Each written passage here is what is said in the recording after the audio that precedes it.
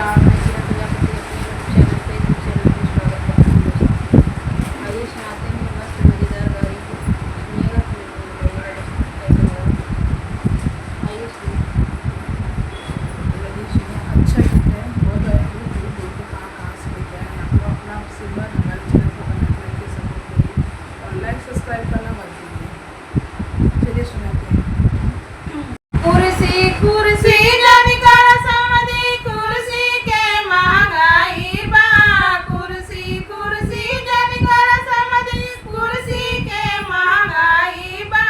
पोरा बिछा के दुआरा बैठ जाने का फैशन आइल बा।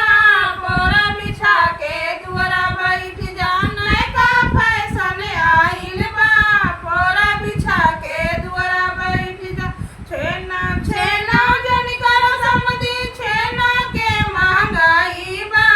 छेना छेना जानी कर समधी छेना के महंगाई बा। दोना चट के जीरा बुझाला नहीं का फैशन आइल बा। दोना चट के जीरा बुझाला नहीं का फैशन आइल बा। दोना चट के जीरा बुझाला खाना खाना जानी कर समधी खाना के महंगाई बा।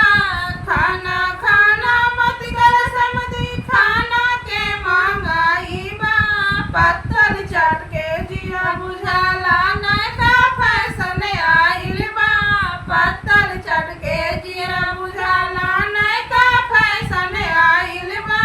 पत्थर चट के जिया बुझाला कुर्सी कुर्सी जानी कर समधी कुर्सी के महंगाई बा। कुर्सी कुर्सी जानी कर समधी कुर्सी के महंगाई बा। पोरा बिछा के दुआरा बैठ जाने का फैशन आइल बा। पोरा बिछा के दुआरा बैठ जाने का फैशन आइल बा। तो ये गाड़ी गीत कैसा लगा कमेंट